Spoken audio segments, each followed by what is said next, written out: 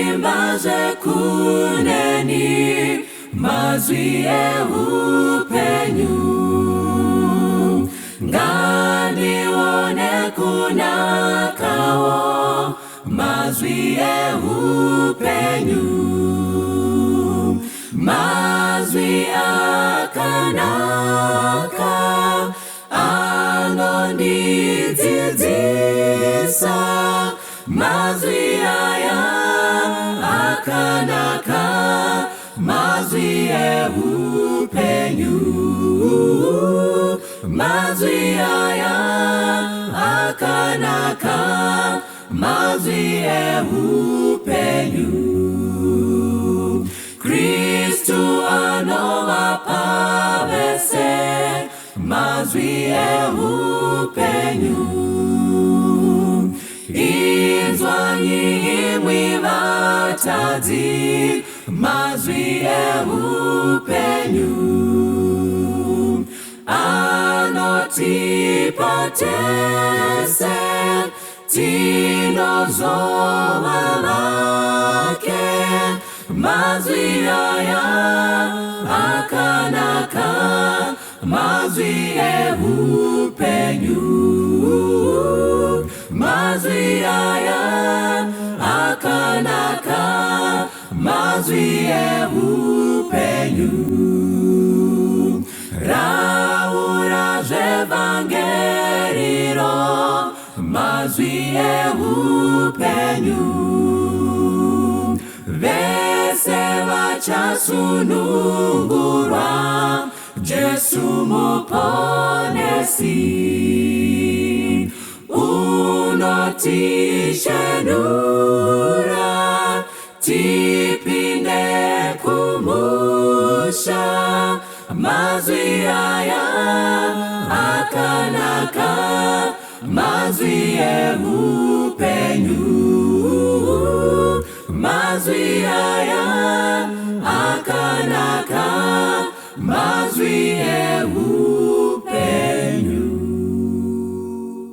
Toda kumuchingamidza mose mukati mezuva ranhasi pachirongwa Family Matters. Toda kutenda Mwari nechirongwa chino nefeedback yamuri kutipa yekutisimbisa kuti iko idi muri kutsenga nyaya dziri kutibata. Mwari dai angaukomborere akuitire zvakanaka, murambe muchitinamatira muchitipo feedback yekuti iko ndedzipi dzimwe nyaya dzatikatsenge paFamily Matters. Izvozvo zviri kutibetsera zvakasimba. Mwari ngaakomborere akuitire zvakanaka. Ndangachida kuti tisati tapinda mukati mekutandanisana nemhungu yanhasi, mutange masangano adare vatinavo. Ndine dare riri kushinyira mukati mezuva ranhasi. Totangira makadiva divatariri nevateereri. Zita rangu ndoitwa Mutape paida moyo Saurombi. Thank you so much. Yes. Kwaso kwamuri amanisha Mwari, toda kukwasai vamwe vari kure vamwe vari pedyo. Zita rangu Amai Chinengo. Thank you so much. Yes, next. Makadi vadiwa vateereri vatariri, ndoitwa Gogote Silini Munda. Tinotenda chose. Yes, next. Makadi ko vadiwa vateereri nevatariri, indinodziro tina mafume Musara. Thank you so much. Next. Kwasiso kwamuri hamani hanzvadzi, indinonzi Watson Mbiriri, ndiri mufundisi. Ndoda kutenda pane mumwe akatumira shoko mazuva mairi aperayo sinyori. Achiti ndinokomborerwa zvikuru nezvirongwa zvinobuda paMandara. Ndinokomborerwa chose neFamily Matters. Akati ndazvimisira ndakuda kubhabhatidzwa nekuda kwekukomborerwa nezvirongwa izvi. Saka akati chindibatsirai mufundisi kuti zvidzidzo zvandoda kuita ndezvipi, saka takubatsirana nekuonesana. It will be a joy kana ndikawana mukana wekuti ndimubhabhatidze ndirini. Toda kutenda Mwari nefeedback yose yatiri kuwana iyoyi nezvazviri kuita mukati memhuri dzedu. Toda kutenda chose. Mwari dai angaukomborerai. This is the kind of feedback that we are looking for. Nepamunotiwo zvakare dai mukagadziriza pakati nepakati zvinyasoita zvinyasoenderera mberi. Mwari dai angaukomborerai akuitire zvakanaka. Gono iyi nyaya iyi gore richitanga ngaigadziriswe. Mhungu iyi inofanirwa kuiswa panzvimbo. Tiritezere? Inofanirwa kuiswa panzvimbo. Ni mukati mezuva ranhasi tatine nyaya yeabsentee fathers. Vana nababa vanenge vasipo panoitika zvinhu zvakakosha. Where the rubber meets the tar, They are supposed to be there but they are not there. Chavakangoita ndichekuti iko dumbu raakukura hameno zvakaitika. Tirite sere? Ndokubva vamva vaenda. Vamwe unoona kuti tuturutu panochata mwana kana kuti paanoroorwa kana kuti paanograduata ndo nyaya yatinoda kuti titaure nezvayo. Handisi kuda kutomboti gore rifambe nyaya isati yaikuruva haringafambi zvakanaka. Absentee fathers ndo nyaya yatinoda kuti titaure nezvayo mukati mezuva ranhasi. Ngatikurei dariro redu. Kana tichiti absentee father zvinomborevei uye zviriko here zvema-absentee fathers? What does it mean? Is it there? Handiti muri kuona? Because ndakataura kudhara handidi nyaya dzamunongonzwa dzisiri kuitika. Mosvoti neni padare rasinyoro nagono kuti ngatiitaurei chete nekuti inonakidza kutaura. Aiwa, zviri kuitika here? Ndo patinofanira kutangira nyaya yedu. What is it and is it happening? Handiti ndizve totangira papi Mutape? Mutape zvakubata inhasi. Ende ndoda kufara taisimotaura Mutape wari bhachura paya ezvinoda kutaura vababa makorokoto shuwa. He has become like one of us. He has become like one of us. Knowing the good and the better. Exactly. Knowing the good and the better. That's good Mutape, sure. Semunhu akaroora ndiri kunzwa muri kunyazokoka kuti munyazotaura mashoko ane mutsindo. Wonderful. Yes Mutape. Ndinoda kutenda signor Nagono. Ndoda kutenda kuti ndinotaura ndisiri absentee father watakuda kudescribe kuti ndiani. Absentee father kana tichitaura about an absentee father sekutaura kwamaita tiri kutaura baba vasipo. And kusavapo kwavo kune stages kana kuti kune kusavapo kwavo kune kwakunotangira nekwakuri kuenda kuti baba vanzi baba ndi baba asi havapo. Saka vamwe vana baba ndivana baba vanongoti achiitisa mukadzi mimba anobva ashayikwa, mumwe achitoziva kuti munhu uyu ane mimba anobva ashayikwa. Vamwe ma-absentee fathers pakuti mimba dzakaitwa asi dzaitwa pane chirongwa chatinashe Mugabe mazuva ano havatozivi kuti ndo vana baba varipo, so they become absent without knowing that they are actually absent fathers. Variko variko baba havasitoziva kuti ndinaye mwana wangu ariko. That also is an absentee father. Then vamwe vanototi aitwa, I've met so many cases, mwana atoitwa angoti kure vobva vadisappear pasina, havachatoonekwi, votoenda mukati meupenyu. Dzimwe nguva vanotsvagwa havawanikwi, kana kuti vanotsvagwa but they just don't care. Vamwe vatoriko vari kutonzi tiri kudawo chakati pakati. They don't want to be involved. They don't want to be involved. So that's also a form of absenteeism fatherhood. Kuti uriko asi you don't want to be what? To be involved. Saka those are my forms of absentee fatherhood ariko. Kunonzi kudoneta mwana kwawaita, kuunza mwana pano pasi womita sedonation yewapa, hausisina basa kuti mabatirwe ayo yazoshandiswa sei, azokura sei, zvazofamba sei, hausisinei nazvo. Absentee fatherhood. Saka kune zvakawanda zvinoitika mukati meupenyu vana vaMwari. Zvimwe zvacho ndo zviri kutaurwa naMutape panapa, kuti iko pane mwana but ana mai kana mai maybe mai futi vasare ndo kuna mbuya but baba vacho havapo to be a father. Ndo zvatoda kuti titaure nezvazvo mukati mezuva ranhasi. Mai Chinenge kutibatsire, help us with your angle. Absentee father and is it there? Alright. Mutape vaitanga zvakanaka. Tinongoona kuti sezvamataura kuti ndibaba vari vane a generous donation pekutanga, but vobva vazove chairperson we-Stingy Men Association. Alright. Soon after donation vato chairperson ku-Stingy Men havasisinei nekuzoona kuti zvakazobva zvazodii kufanana nemombe yemubani isingambozozive kuti ichi chimhuru chiri papa ichi chinotori changu. Then pane imwe futi yandandichifunga yekuti vamwe vanogona kunge vatoripo vabereki vasinotomborambana but vachitongo vasipo varipo but vasipo. Their presence is equivalent in the life, to their absence. Exactly. Chirungu magara munacho chepadare. Vamwe vacho avapo in terms of proximity kuti vari kure. Vamwe vacho varipo but havabatike. It's as good as avato kozoita inonyanya kurwadza iyi yekungoti munhu anongo pamunhu mimba auto disappear, that's it. But ozongoonekera kuficha mberi uko. Alright. Kuita kubuda pa chamunyurududu cha ungoda kuti tugu ndiri murikona. Yes. Thank you so much. Saka kuna na baba ameno zvinoitika muupenyu but baba vabva panzvimbo avasipo asi mwana ari kutoita sei ari kutokura. Ndo nyaya yatoda kuti titaure nezvayo mukati mezuva ranhasi. Maimunda, yes. Absentee fatherhood, fathers zvakamira sei? Tiri kutaura nezvechii kana tichitaura nenyaya iyi? Titaurire with your angle. Kungowedzera pari kubva kutaurwa nevadaretu ava kuti ndibaba vane ubaba hwezita but vasina action mumuri kuvana kana even kumudzimai wacho. Vanotonzi vana vanhingi vana baba nhingi but baba vacho mupicture avamo.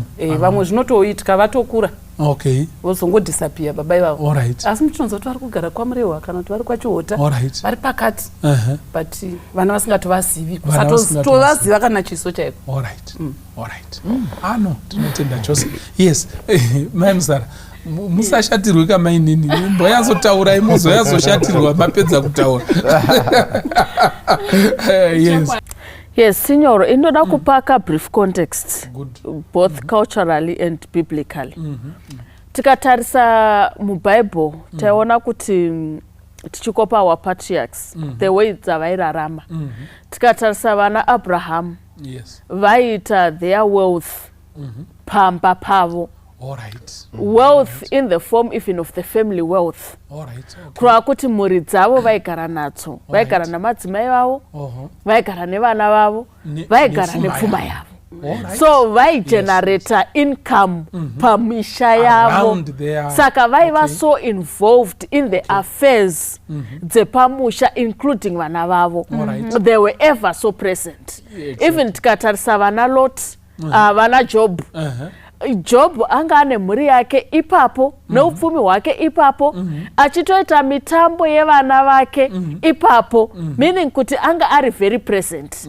Even tikauya kunana Jesu uko Joseph the carpenter achidzidzisani Jesu wake kuveza vari vese vari pamusha umwe vari vese. So tikatarisa the history of fatherhood iri so present. Munhu waifanira kuita zvinhu zvako nevana vako. Even tikatarisa uripo uchiona kuti maafezi emusha wangu nevana vangu akamira sei. Even tikaenda kuna jaya mupfumi baba vake vanga varipo. Iye futi aripo nevana nababa vake. Saka kuona kuti setup yedenga chaizvo yaida kuti the father should be aware of every proceeding inoitika pamusha pake. Tikafamba culturally including the creation. Tikatarisa even culturally vana baba vaiva so involved pamba pavo. Vachigadzira futi upfumi pamba pavo. Kana vaenda kunovhima vainda nevanakomana vane nai vavo. Kurava kuti they were so seized with the affairs of the family. Saka vaigara pamisha yavo vachiona kuti dura richakazara here, nyama ichipo here, kana titoshinda musango pamutariko pachine nyama here, zvese vaiona pane mhandu here, toda kugadzira here miseve imwe igare yakatesvera kuitira vanoda kudini kusvika. Vanasikana vedu havasi kutamba nezvikomana here, you know what. Saka vaiziva they were ever so present. Takachinjirwa order Alright. necolonialism. Alright. Pakatanga bare flats izo. Yeah. Oho. Bare flats izo. Ndobva dzatora vana Ndobva baba vese. dzanotora vana baba vese. Zvikanzi maidzokerai Uyai mushande. Angari mabachelor flats. Okay. Zvikayamai ngavasare kupi? Kumusha nevana. Musha ungaparara. Musha ungaparara. Ndo pakatanga the first absentee fathers. Okay. Vana baba vakatanga kushayikwa. Vamwe vachizoenda wenera. Vamwe vachienda kupi. Ike zvino zvaakuita sekuti baba kana vakabuda vakapfeka sutu vari roya. It's the principle.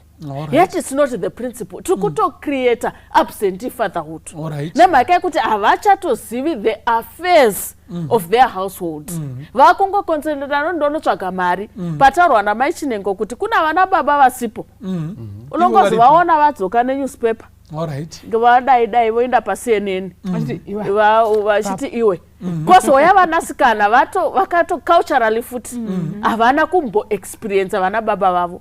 Nemhaka yekuti vanasikana vainzi ngavasare vari munhanga. Vana baba vaenda nevakomana painai padare vonoita setup. Saka emotionally you find kuti vanasikana vazhinji we are detached from our fathers. Nemhaka yekuti hatinambopiwa mukana wekuhwedera pedo nana baba vedu. Saka it's another form of absentee fatherhood. Kututsira pane mamwe maforms ataurwa nevadare. Vakaoma. Right. Gono. Mune ramuruda kukuma here? Pamazobvunza kuti zviriko here. Kana uchitarisa nekunzwa vanhu kana vachitaura mazupcom, inyaya inobata vanhu vakawanda. Vakawanda mukati medzimhuri, mukati memasangano, mukati mema-communities edu. Inyaya yekuti it can actually be quite an emotional issue. Nekuda kwokuti inobata vanhu zvakadaro. Kwete muudiki hwavo chete. Kunyange vachitokura kuita vanhu vakuru vatovawo nemhuri dzavo. Zvinoita sekuti ine impact inolasta upenyu hwese. Uye kune hatingati vazhinji vanobatwa nayo mukati medzimhuri dzedu. Saka inyaya iri svinu, irova Mbira, imhakure rinosvipa mata anoenda kure. Mata acho anoenda kure zvikuru kwazvo. So haisi inyaya yakakodzera yekuti titaure nezvayo padare rino iri. Ndangoti ndibate ipapapo kuti zviriko here. Saka nemamazwi tiri kuti iko absentee fathers zvine makamuri akasiyana siyana. Handiti ndizvo here? Pane vamwe vasipo asi varipo. Handiti muri kuona? Kozoti vamwe vanoti hameno zvaitika. Handiti ndizvo here? Votodecida kuti iko from now hauchandioni chii pano. Kupesana kwavangoita namai. Handiti muri kuona? Varambana. Kozoti vamwe vari kuenda kumangerengere kunotsvaga. Handiti ndizvo here? Mhuri yosara. Vamwe kutorambana chaiko chaiko kuti iko tagura muchato. Panapa handichaita seinini. Handichasvike, hauchandioni. But the main fact iripo yatiri kuda kuti isare iri mvura yasarira ndiye kuti iko vana vari kutokura, baba havapo. Ndo nyaya yatiri kuti titaure nezvayo. Saka maybe tatobata kuti iko in what forms are these fathers absent from the family. Handiti ndizvo here? Sandonga panogona kusiyana. Ndorangarira ndine shamwari akaita tsaona mudzimai wakaine pamwiri pemwana wavo wekutanga. Mwana iye haana kumboona chiso chababa vake. Sokuti anoziva pamapikicha kuti ndo baba havana kumboonawo mwana wavo. So iyo ndofunga tingati that's an absent. Kana kuti I think yakasiyana neabsenteeism yekuti munhu mupenyu ariko somewhere. Kunyange impact yacho inotosiyana. Baba havapo in whatever case. Asi iyi yekuti vakashayika I think yakasiyana. Vaitoda kuvepo. And vanga varipo. Asi pane zvakaitika. Saka kune vamwe wekuti vanotokura achingodzonza baba wako wanga ari munhu aishanda nesimba fani, baba kungoti mazokura baba wenyu asipo, dai vazukura, dai sekuru wanga wachipo, and so on and so on. Saka I think zvakatisiyanei. Pastor mchiri papo nachida kungowedzera kamwe kadimension pane imwe form of absenteeism inogona kuitika. Baba vanogona kunge vatoripo, but toda kudzoka padefinition yekuti anombonzi baba munhu akaita sei. Mukaenda even kunew curriculum kuECD chaiko vakutodzidziswa kunzi father is the head of the family. Musuno tine kwataienda nababa wacho kadiki kachibva kati mama is a lady, zvikanzi daddy is a person, zvikanzi nekakuru kacho kakomana zvikanzi no, daddy is not a person, he is the head of this family. Baba wacho akafara kuti wakasidza kupi mwana wangu zvikanzi kuchikoro. Saka ndoda kuti baba kana vachidefine avana kuti ndakutudzira fizere samaita baba kana vachidefinwa pane zvinhu zviri basic zvinowanikwa pana baba zvokuti one chikashota patooneka aspect keabsentee fatherhood. He is the provider. He is the protector. Ndo chairperson wedisciplinary committee yepamba. Ndiwo futi priest wepamba. Saka baba vasinganamati nevana before sleeping and pakumuka absent. Vasingabhadhari school fees varipo absent. Vanobvunza nyama yavasina kutenga absent. Vasingabvunze vana kuti maswera kupi, vasingazive panogara kuti shamu nemabhandi zvinogara kupi absent. Pane nyaya. Mazonyazoribvudzurudza maita zvakanaka maichinengo. Right. Ndapi matambudziko, ndezvipi zvinetso, ndezvipi zvirwadzo zvinowanikwa nekunzi baba havapo, in whatever form. What are some of the very painful challenges dzinowanikwa out of that? Kuti baba havapo, maybe as a priest havapo, maybe as a provider havapo, maybe as being present he is not present. And what are some of the challenges and painful issues that come out of that? Yes. Ma issues anobudapo mfundisi akati wandei ndichangobata mashoma. Yes, one or two tosira vamwe. There are issues that arise kune number one, kune mwana ari asina baba varipo. Koita ma issues that arise kune mudzimai ane murume asipo, right, ari absent. Saka mwana wese I think achikura mwana wese believes kuti baba vake is the hero of the society, chese chaitika. Saka mwana ari kukura ine setup isina that hero, isina that father figure, patone challenge. Saka vamwe vana vari kuti daddy vangu chakati, iwewe uri kungotarisana nevamwe. Ndakaita an incident that I was so hurt. I'm talking to this young man. He's a very energetic young man. Saka ari kutaura chakati chazoitika chakati. So I then made a blunder. I caught a blunder of asking him kuti, so where is your dad? Then he looks at me and he looks down and he says, I don't have a dad. He looks up and he says, man, I don't have a dad. And I then try figure out, is the dad late? And he does not know what a dad means. Everyone is talking about daddy. Hasikukwanisa kutaura kuti daddy. And it's not because daddy havapo vakafa. Variko asi daddy is not there. Saka vocabulary make they cannot relate. Saka mwana iye atori mwana ari kukura ka patori damage iripo, patori ne a problem because ari kunzwa mumwe ari kuti daddy, iye haasi kukwanisa kuti daddy, and they cannot relate kuti chinonzi daddy chi. Saka absent fatherhood inotipa those challenges muvana vatiri vana vatiri kutokudza they simply cannot relate. Tiri kuvakuwadza emotionally, tiri kuvakuwadza psychologically, socially, masettings mavari kukura. Mumwe ari kutaura kuti when I went for a walk with dad, iwewe you just cannot relate what going for a walk with dad looks is like. Do you know kuti kungoti baba varipo vachingokutiwo iwe usadaro, not necessarily going for a walk but just his voice being there, it matters. Kune mwana ari kuita sei ari kukura, saka zvinounza that damage mufundisi. All right, thank you so much. Maimunda, what are some of the challenges dzinoitika kana baba kuvana pavari kukura, kana kuti kuna mai munogona kubata kuna mai kana kuvana, one or two challenges dzamunoona? Mufundisi, pane nyaya kana uri mudzimai unoleka respect musociety chaivo. Zvinongoda kungonziwo mai chinengo kana munhu achida chipanera baba havasati vauya. Anomaona manje zvineka that izvozvo kumudzimai unoleka that respect.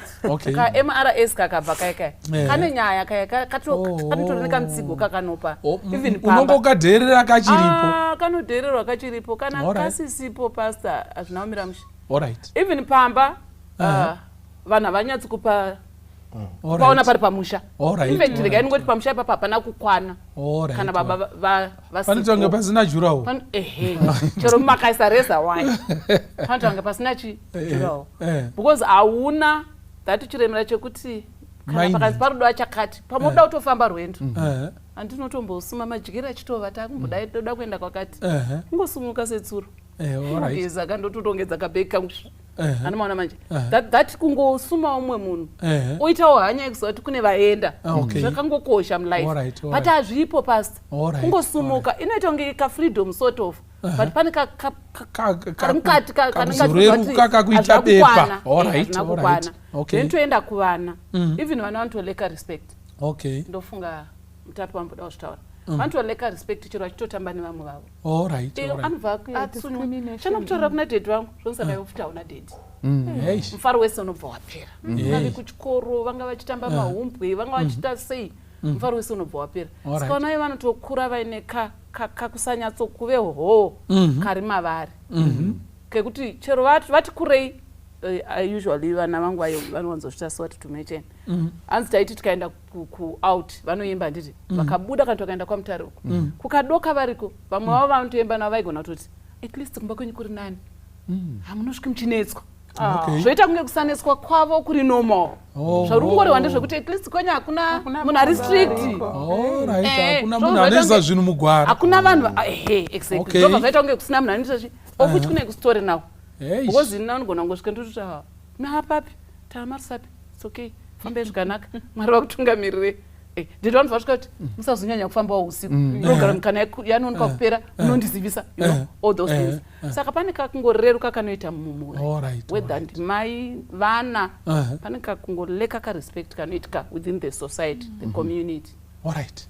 Mai Musara, baba havapo, vana vari kutokura vari kuvhunzai kutsanangura here and there. What are some of the effects dzinoitika pamhuri pada pana mai kana kuvana? Alright, signor. Chekutanga ndechekuti the world needs good role models. Fathers vanogona kutoplay a very huge we cannot minimize their presence in terms of role modeling vana towards zvinofanira kuita vana character wise chaiyo emotionally. Vanoresearcha vanoona kuti even kuvanasikana kana baba varipo vari ever present mukati memwanasikana even onset yesexual activity inogona kutononoka kutoti nonokei nekuti anga ana baba an emotionally present father anga anaye because vanenge vari present vanenge vachitaura naye vachiita sei mastudies akatoitiwa saka kureva kuti even kuvanakomana kana vakawana a good father, a good role model, vanomodeleka self-esteem yavo iri pai nai, iri mudenga, even vanasikana. Self-esteem dzavo dziri pai, dziri mudenga. Because vane munhu wavari kuita look up to in the form of the father. Family yakatosikwa iri unit. And that unit ikadambuka, patova negap. And the gap iroro rinotonzwika. Rinotooneka. Saka kuva nababa mukati mefamily kunoumbiridza zvinhu zvakawanda. Zvekuti baba vakashayikwa munoona madrug abuse. Anowanda muvana. Whether the boy child or the girl child. Mwana anogona kuita raundi kuchikoro chaiko. Hana anomudzora, hana anoita sei. Mwana anogona kutongeta misikanzwa. Sexual activities. Never sexual activities. You know that kind of a thing. Saka ndiwo mamwe ma problems anogona kuya in the family setup. Kuti atina that fatherly role model that we can look up to and say, you know, he was a good father to me. You know, I still remember my father. Ndafamba navo chienda kuma shops. Tonotamba slag. Na baba vangu. Tiri tutomwa Coca-Cola vaifarira koko. Tomwa zvedu. Todi todzokera kupi nai kumba. Kwakuri kumamisha. You can still remember that. I can still remember that with pride. Kuti, you know, in a society yanga isingafambi nevanasikana. Baba vangu kumusha chaiko. Vaifamba nenu vachinda nenu kupi nai kumagrosa. Saka that somehow molded me and familiarized me with the opposite sex.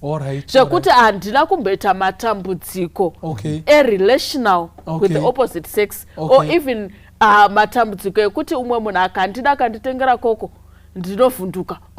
Nekuti zvinhu zvandagara ndaiitikwa. There was a certain man who would buy chocolate. Every time vaenda kutown vaidzoka nekafredo kegreen ndofunga ndakambokataura kadatya kaya. Kadatya kaya kaiuya. Saka to me hazvina kumbondishamisa kana kumbondivhundutsa kuti pane umwe munhu azonditengera chocolate. Because it was a love language that I understood from way before.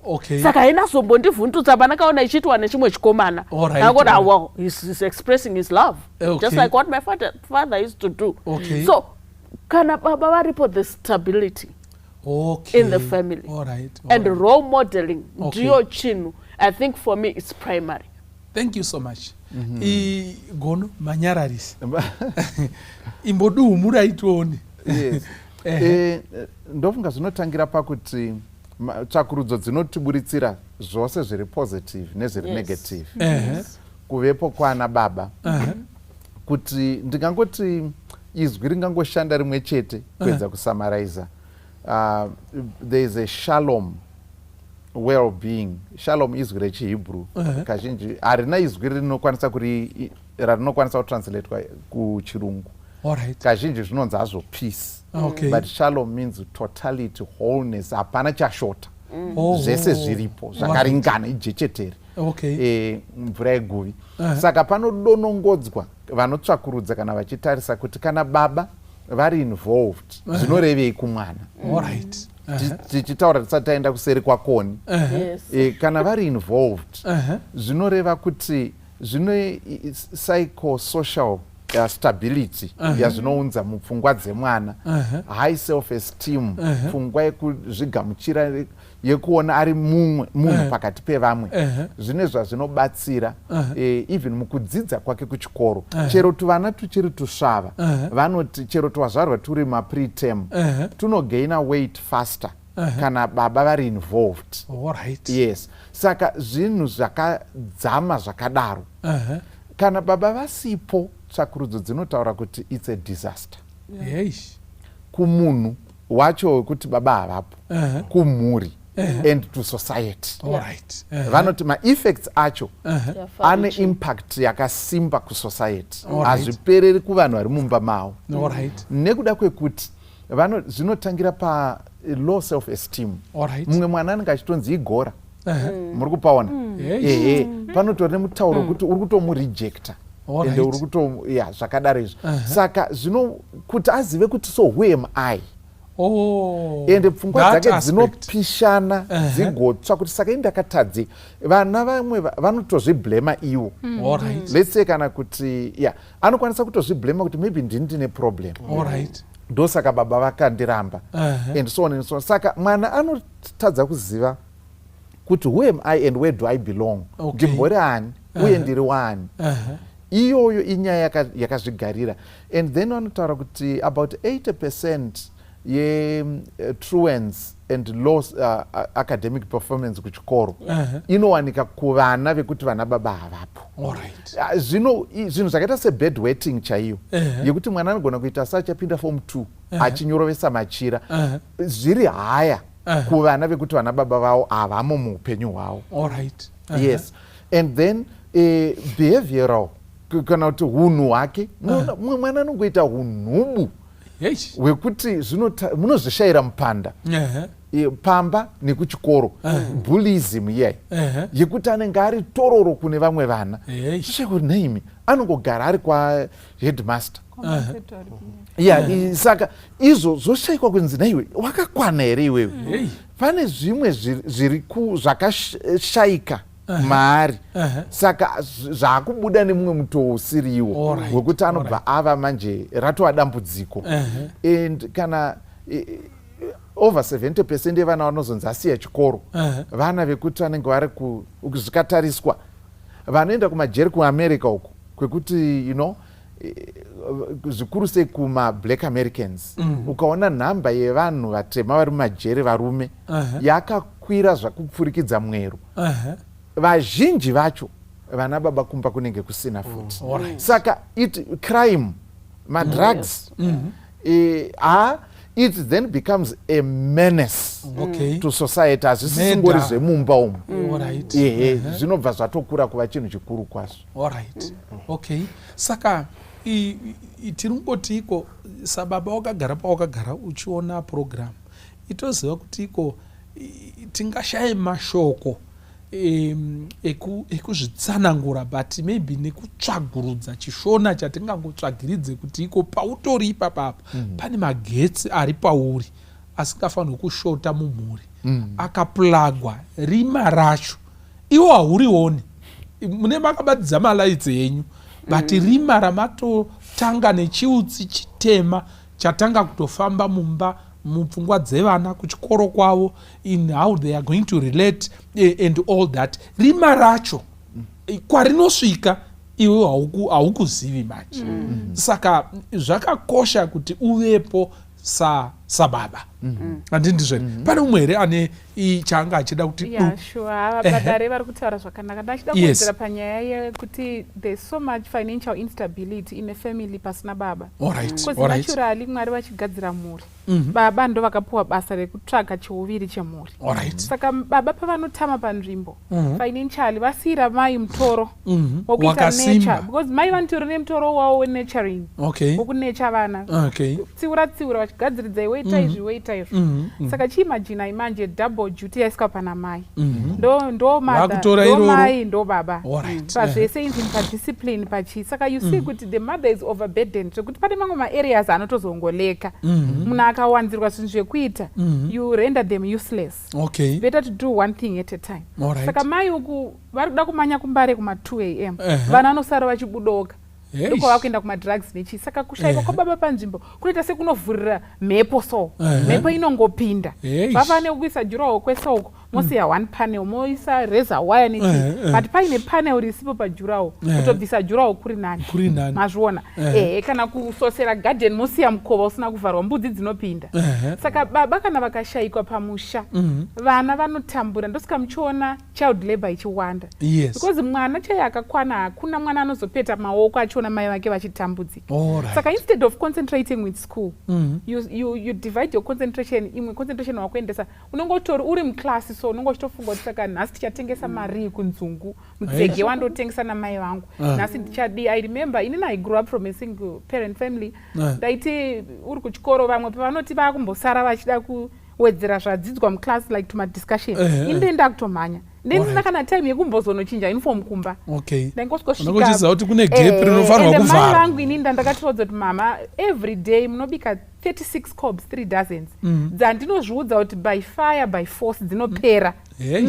Saka ndaisvika hata yangu ndoiswa dhishi rinopisa apa ndotenderera musika mamakoni muya mai munda vanozviziva kutengesa chibage ndodzoka. The joy that I would get from my mother vachiombera kuti maita machuma ndauya nemurwi wemashanga and ndaisamarasa mashanga angu ndaiuya nawo kuti mai vangu vanyatsoona murwi wemashanga pashando. But zvakatoita kuti magrades ekuchikoro potential yanga iripo haitina kuzosvika pataigona kusvika. Saka ndoda kuedza kuti vana baba ngavasashayike panzvimbo especially vana vari vadiki. Mukatarisa mutauni ndinoona vanhu vazhinji vachituka vamwe vana mai vanomira pamarobots nevana vachikumbira. Mai vanenge vakagara seapo mwana achikumbira. Women takasikwa tiri vulnerable. Mai vakangonetseka neupenyu vanoita chero. Ndonzwisisa mai vanogona kutoenda kubhawa vachiedza kuita fend for vana. Ndoita sendinovanzwisisa.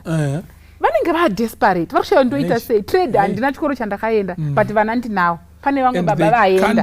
I will use what I have so that I take care of these children. Handisi kukurudzira vanhu kuti vaite izvozvo. But I'm just trying to say kuti women are vulnerable. We need financial security as a woman. Saka munhu akakusira vana usina cheuviri chawo you do anything. Vana vanongoswera mustreet vachikumbira nekudii. Saka baba vakatama panzvimbo vanovhurira mhepo dzakawanda pamusha. Yes. I think tikatarisa Judges chapter 11 inotipa mumwe muenzaniso wezvimwe zviri kutaurwa namai Chinengo. Mukomana uyu Jephthah. Yes, nyaya yaJephthah. Baba vanga varipo but absent in his presence. Because mukomana akadzingwa pamba sembwa mwana. Nekuda kwekuti baba vanga yanga iri step family setup. Saka ndoimwe situation iyoyo yekuti munoziva kuti rega ndingoti mwana wekuti baba wake havapo asi pana step father poita ma step siblings vanogona kunga vatori vadiki and woita chimwe chinhu chekutoti vatori wrong but anogona kutotadza kuvatsiura nekuti iye baba vake havapo and ivo vanenge vaitori ne upper hand. Saka zvinhu zvacho it really turns life upside down for mwana. It really turns their world upside down. So kuti dzimwe nguva sana baba dai tainyatsa kuzvifunga chaizvo kutika zvauri kutakudza danda rawatsigisa mwana vunze rakaoma zvikuru. Munoziva kuti kuchikoro maticha vanonyora kamaregister and so on and so on. Baba ndiani watu achiisa social record. Mwana anotadza anoita kupinda muberere redesk rateacher kuti ataure kuti nandina. You know, because haasi kuda kuti vamwe vanzwe but zviri kudiwa teacher taurisano sikunzwa iwe. You know, saka zvakaoma zvikuru. Zvinoomera mwana zvikuru zvakadaro. You know, Jephthah anoguma basically street. And vanoti 90% yemacases evana vari mustreet baba kunenge kusina kumba kana kuti baba havana kuaccepta responsibility. Muri kupaona. Saka zvine challenge yakakura zvikuru kwazvo. And mustreet imomo ndo munochitanga manje vana misombo and hazvipereri ipapo zvakuchienda into criminal activities. Munhu azova addicted kana akutoda musombo wake akutouda by fire by force. Ndo pari kusmashwa mawindow, ndo pari kuita saka it becomes a huge problem. Inotangira pama the individual yoenda to the family, it goes to the whole society. Kana paitika nyaya yakaita saiyoyo. So it's a very important issue. Very important. Another important aspect. My baba vane vana vakomana pamusha ngavasashayikwe upenyu hwevana vakomana vachikura. Mai Musara vambotaura the aspect yababa vachibhonda nemwana musikana. Kune vamwe vana vakomana vakakura vaina mai pamba baba pasina. Mwana iye anotokura kana kuti muti unorigwa sei haazivi because mai havarigi miti ka. Anokura asingazive kuti what does it take to become a man. My personal experience, there are things that my brothers can't do.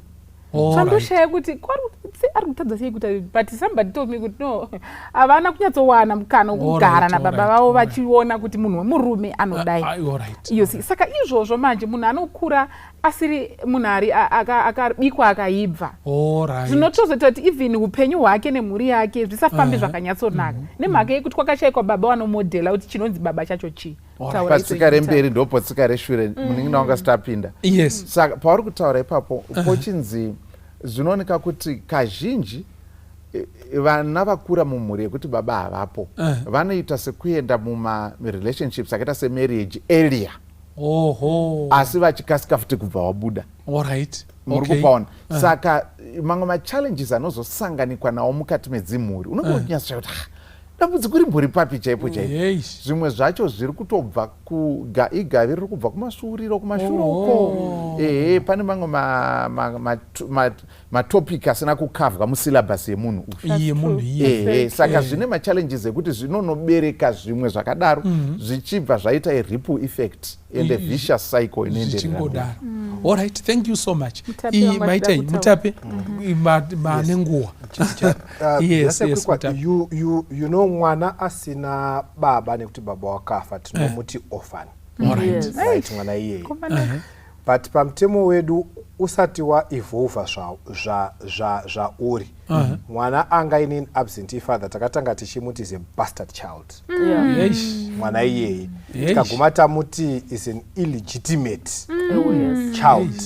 Mutemo ero mutemo ndo madescribe ewaisoita ukutoti bastard tikazobvisa izwi rekuti bastard right tatifambe nemitemo yedu tikazoisa izwi rekuti illegitimate right and uri mwana asiri wepamutemo uri legal structure hauna decide iwewe kuzviita that illegal structure asi mubereki munhu akuunza pano panyika ndiye akudecida kuti uri legal structure because akuisa it's not takazobvisa those terms dzekuita label and stuff but ndoda kuuya pakuti ndio mamwe ma-effects acho ekuti mwana ari kutolebhuliwa kutonzi bastard kunzi iri hasisiri pamutemo kuti tiku vanhu valebhule kudaro asi baba munofanira kuziva kuti ndo zvamuri kupinza vana mazviri izvozvo kuti kungovapo makavaisa pano panyika mapedza maakuva abhandona maakuvatiza muripo vana ivavo vana ivavo vakunzi vana vasiri pamutemo you know it's dehumanizing it's degrading zvinobvisa dignity pamunhu chaiko saka zvinobvisa dignity one pane mwana zviri kubvisa futi dignity pana amai pataurwa very important yaitaurwa namai Chinhengo apa kuti vana amai dzimwe nguva they end up vakuita zvese zvese ini kwandinoshandira iko zvino kune vana amai vaakutengesa nemasikati mufundisi kana ndichitaura kuti kutengesa handisi kutaura kutengesa ndikutaura kutengesa I have spoken to them vanonga vachikutaura kuti vanoda kuenda kuchikoro izvezvi ndikakuendesai masikati vanonga vakamira it's now a 24 hour and it's dehumanizing it's degrading wobvunza vana baba varipo kutaura kuti variko akadisapia akaenda saka haasi kuti haasi baba asipo because akafa ndi baba variko vari kutozikanwa kunzi varichi variko but vari absent havapo varipo asi havapo pane umwe akazoti it's the essence of the absence that brings the absence chachirungu ichi essence of the absence that brings the absence ndiyo vana baba ivo vavo varipo asi havapo zvabva zvaita kuti vasaite sei vasavapo gonona Mutape inini muri kutaura henyu izvizvi but ndiri kuda kuti ndibate zvazvinokonzera pamunhu kuti baba havapo arerutswa mutemo wakambotumbu muti bastard ndokubva abva hunhu ndobva adzikira ndobva aita bepa shanga imagine munhu iyeye akusumuka achipinda musociety ari kuda kuroora ari kuda kushanda nevamwe, ari kuda Mwari akasabetsera. Mwari akasabetsera. Look at this person and where they are going. Saka ndachida kuti kunana babanda tapota yedu. Ivaipo wanikwai. Chimwe chandoda kuti tipedzise nacho. Ndechekuti iko baba avapo. What are some of the things that we can do? Izvozvi kune vanhu vakatoteerera vari kunzwa chirongwa ichi. And baba, what is it that you want to say to them? Baba avapo. What is it that this family can do to mitigate against my challenges and the negatives that are brought by this condition? Yavari. What are some of the things? There would have very strong things that you want to tell them and advise them. Kana chisiri strong ndoti chimbobira.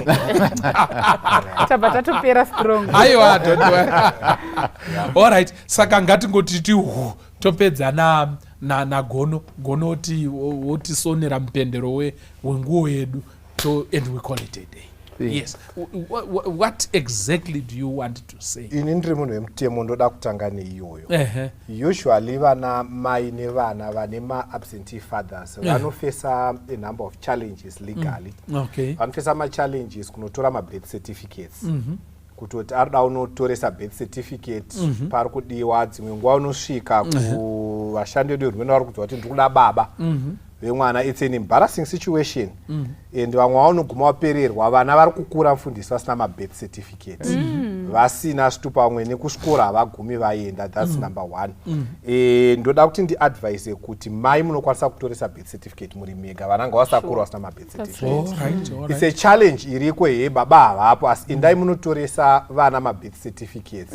Motaura kuti vana baba havapo, vanosiyiwa pari blank kana vasipo, kana mada kuinvolva kuisa zita ravo muri kuziya kwavari, kana kuti vada kuisa, but vana ngavatoreswe zviripo. That's number one. Number two, mutemo wedu wemunyika weZimbabwe section 81 yeconstitution yedu kare taiva nechallenge yekuti mwana azoda kuitirwa madecisions aroda kuitirwa. Currently tine dambudziko rana amai vari kubuda kuenda mazuva ano, kune nyaya dziri kuendwa steregumiri kwenyika, vari kunoita makewe vosvika varoda kutora mwana, vari kufesa machallenges mukuda kutora mavhisa, zviri kunzi baba waripi.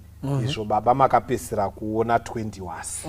Havasi kutobatika pame pari kunzi tiri kuda chitupa chababa. Ndoda kuti ndiadvise kuti mutemo wedu weZimbabwe section 81 yeconstitution yedu nyuwani yaakuprovida iyo kuti custody yemwana it's equally shared between baba namai. Haisisiri zvekare zvekuti guardian ainzi ndibaba chete, ndivo chete vanofanira kuita madecisions yemwana. Saka vari kufesa machallenges iwayo mufundisi ndoziva variko. Number one, aidha ngavayo vabatsirike kana kuti pavachavhunzwa, because pavachaita maapplication avo ekuda kuti vabatsire vana, vachamubvunzwa mubvunzo iwoyo, vanongokota section yeconstitution inotaura kuti I also have got equal rights kumwana kutoita ma-decisions.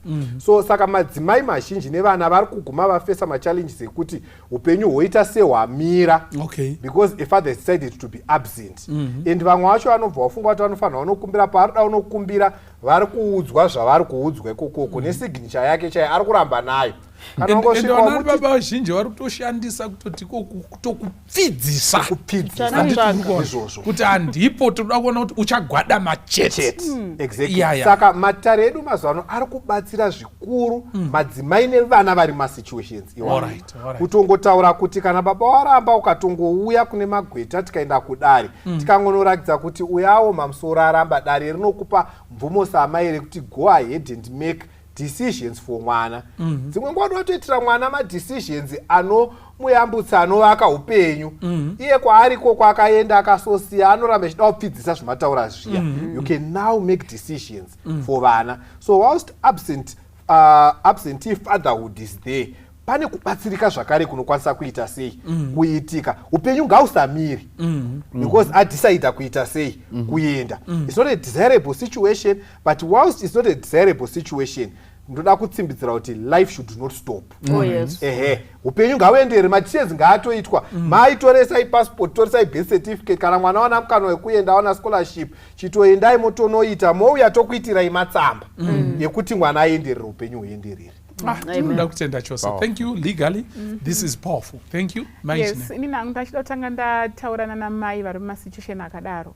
Chandoda kutaura ndishongoti vana vanokura. All right. Just to cheer them up, do all you can kuti vana vakure, especially if you can do zvinhu zviri legal.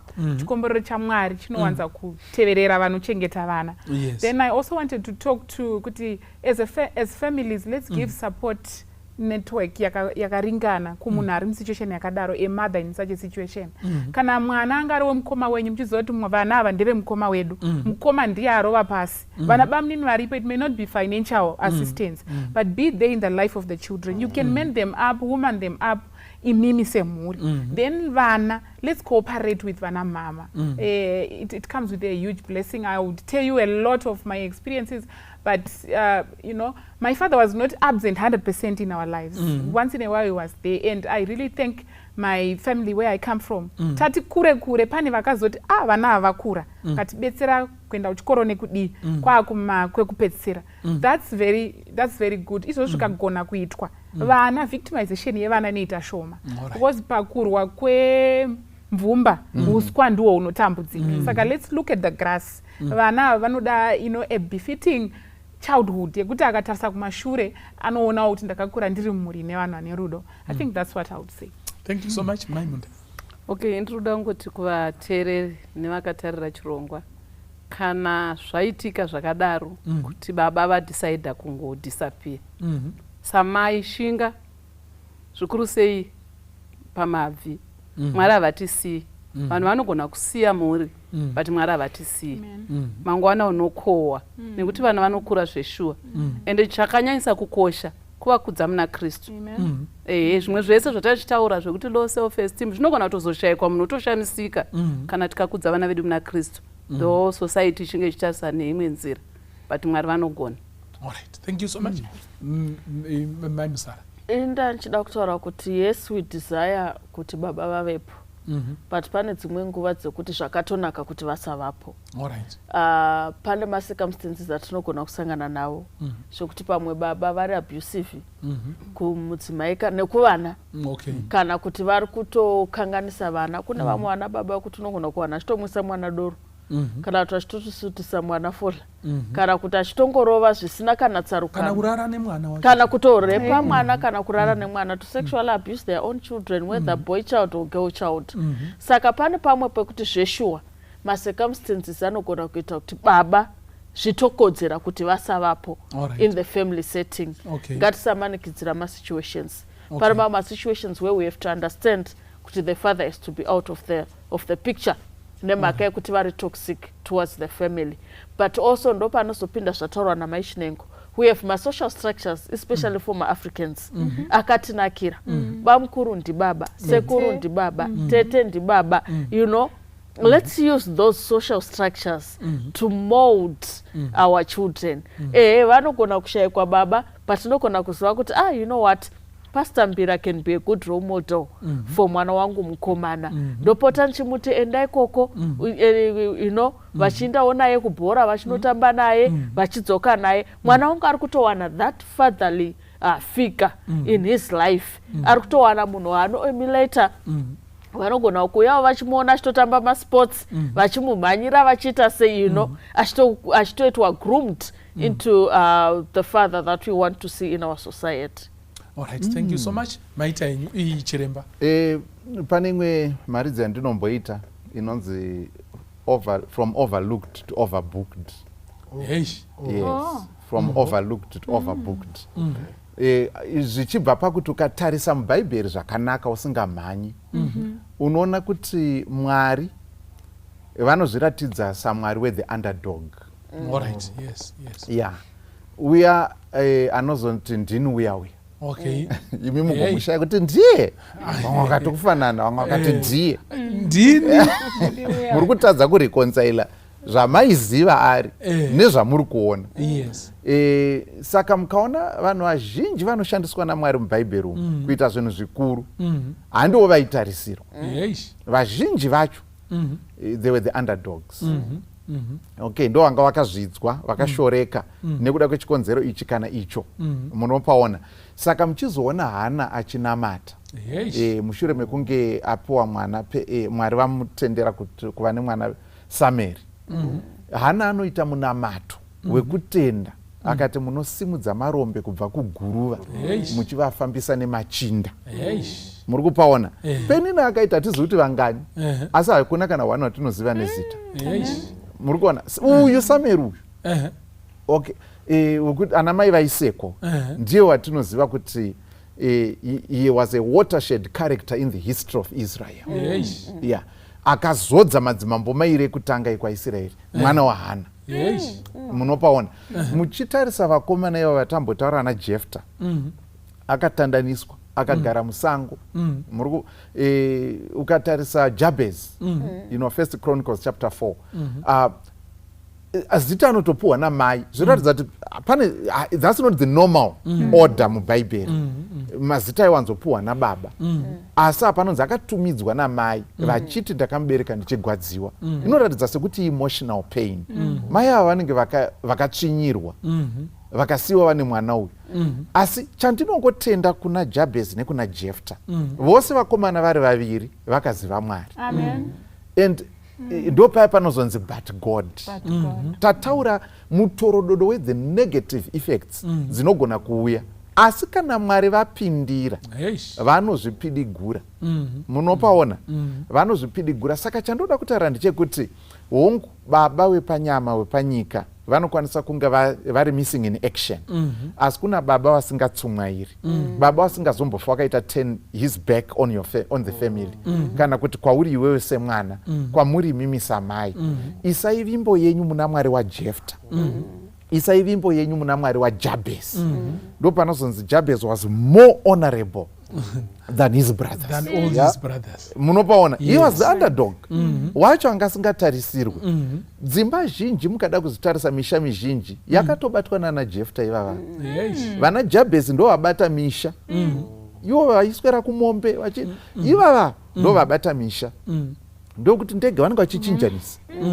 Muri kupa. Yeah, and so on and so on. Saka Mwari kana vakapindira mazviri.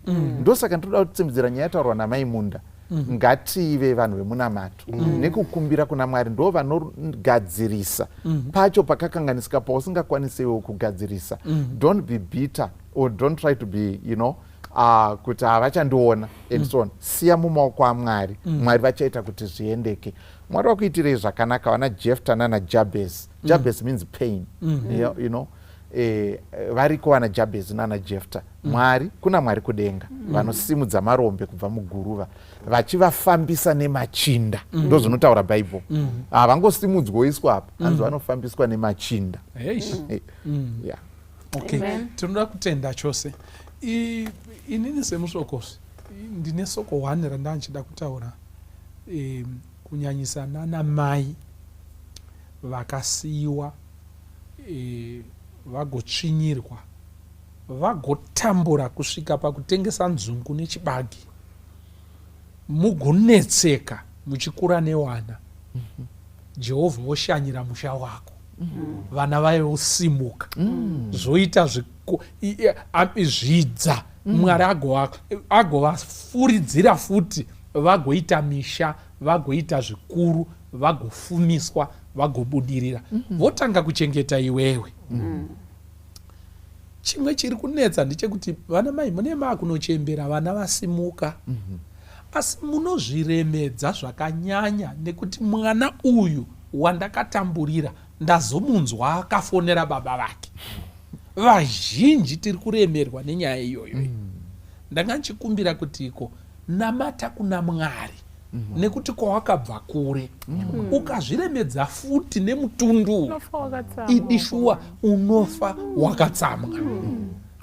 Uri kutengerwa nevana zviripo wakavakirwa musha uri kunzi vana vako havasi kutomboda kuti ubate rushaya asi iko kari konyaka kekurwadziwa kuti iko akanditsvinyira azoitirwei muupenyu kanogona kukushayisa kudya kunyangwe mhuru yakakodzwa yawagadzirirwa nevana vako zvino zvobetserei. Zita rangu ndoitwa Pastor Francis Mbira, musokosvi pachirongwa Family Matters. God be with you. Baba ndouya kwamuri, hakuna umwezve kuti mandisi yandega ondinoyendepi. Ndodahira iye zvino Jesu wandifira, ropa rakera parara kuchenesa ini. Mwana wenyu ndomdawira, ndinzwe simba renyu. Zvidiso zvangu zvazadzwa mune inonguva. Zvino Jesu wandifira, ropa rakera parara kuchenesa ini.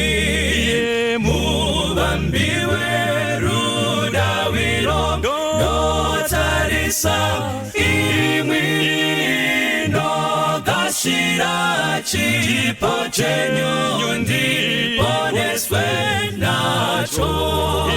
Ndodahira iye zvino Jesu wandifira, ropa rakera parara kuchenesa ini. Ndodahira iye zvino Jesu wandifira, ropa rakera parara kuchenesa ini. Ropa rakera parara kuchenesa ini.